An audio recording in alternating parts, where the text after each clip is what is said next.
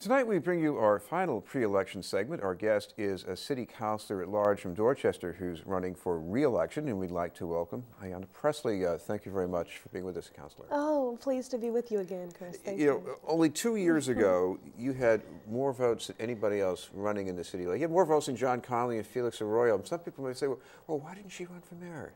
Yeah. Well, it's very humbling to have been elected twice now as an at-large councilor, now pursuing a third term. And even more humbling that there were so many people that were asking me to take a hard look at running for mayor. But, you know, I wanted to return to the council because I think I've really challenged the conventional leadership paradigm sort of definition. That you can only lead in one way. I was not council president. I did not chair the Ways and Means Committee. I created my own committee, a new standing policy committee, the Committee on Women and Healthy Communities, where we work on those issues that disproportionately impact women and girls that I believe as a council, although certainly not malicious in intent, but just due to a lack of diversity and perspective, had not been working on. Issues like teen pregnancy and human trafficking and domestic violence and sexual violence and fighting for more women in police and fire and the trades.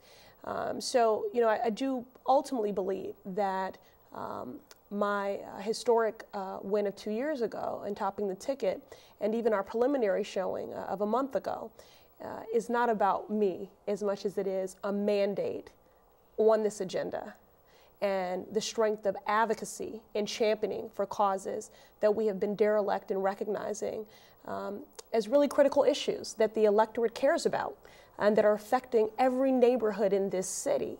And they are not issues that can be marginalized or siloed. Certainly, there's a good deal of focus on one part of the violence problem, and that's the guns and the homicides. How do you feel you've affected that one way or the other? Oh, again, the power of diversity of perspective. You know, I've always maintained, although it's a cliche saying, is no less true, you can't change laws until you first change minds. And what I've been doing is, and using the bully pulpit and the citywide platform, is diversifying the discourse to challenge us to make sure when we talk about ending violence that we're demonstrating a commitment to end all forms of violence because they do often perpetuate the other. For example, I know a number of the gang-affiliated young men that I've worked with, that I've come into contact with, come out of households where they were being raised in single-parent households by women who were abused by people who said that they loved them. Or they're being raised by women who have experienced some form of physical or sexual trauma in their life, which is the case for 1 in 4 women, and I'm a survivor myself. So violence begets violence. All of these things are interrelated. My advocacy to see a comprehensive sex and health education curriculum adopted as a part of the BPS wellness policy is also about healthy relationships because we've seen a rise in intimate teen partner violence. And so many of the gang conflicts that we have had, we have 130 gangs in the city of Boston, a lot of those conflicts have had to do with interpersonal dynamics, which many people are unaware of. So the bottom line is the health of the individual, the family, and the community are all inextricably linked. And so it's important that we address these issues head on. And I've brought a strength of advocacy and fought for greater investments, both in prevention and intervention, and to support people in the aftermath of those traumas. Well, there's one issue we've heard a lot from the mayoral candidates about, but which is very much a council issue, and that is the new contract for Boston Police, which could certainly affect other contracts. The arbitrator recommends something like a 25% increase over 6 years. How do you think you're going to go on that? Well, you know, we have, 60 days. I mean, there is a process here in place. And, you know, I approach this as I approach every vote, and not just the ones that get all the headlines. You know, it's my job to make sure I'm being a responsible fiscal steward, that I'm considering the fiscal health. Can we afford this contract, and is it sustainable? First and foremost, we know that it is paramount that we are supporting the brave men and women of our police force.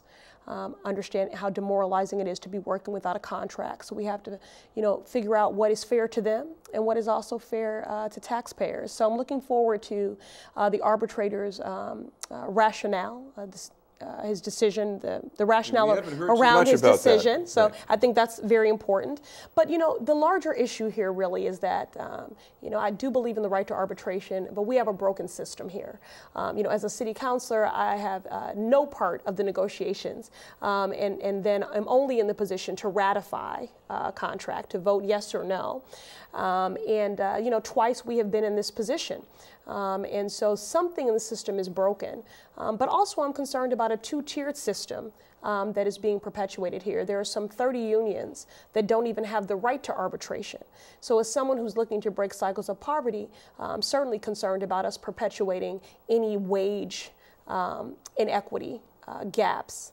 But even what's on the table and has been proposed currently does not really get to the crux of the problem, which is the parity issue. It does not achieve parity for the firefighters and the police. And again, it perpetuates a disparity between the other unions of our public employees who don't even have the right to arbitration, some 30 unions. One issue you've worked on is with, I think, a good deal of support from the rest of the council is expanding access to alcoholic beverage licenses for certain kinds of businesses in certain areas. Sure. Well, actually what I've done is I filed a home rule petition, you know, for those who would question sort of what is the power of the council in a strong mayor form of government. One of the things that we can do within our toolkit is to file home rule petitions. And I filed one to reform the state liquor license laws. It's an antiquated law that is hurting our small businesses in our neighborhoods. I think the city should have control to determine how liquor licenses, first of all, who's appointed to the liquor license board, how those licenses are procured and where they're distributed.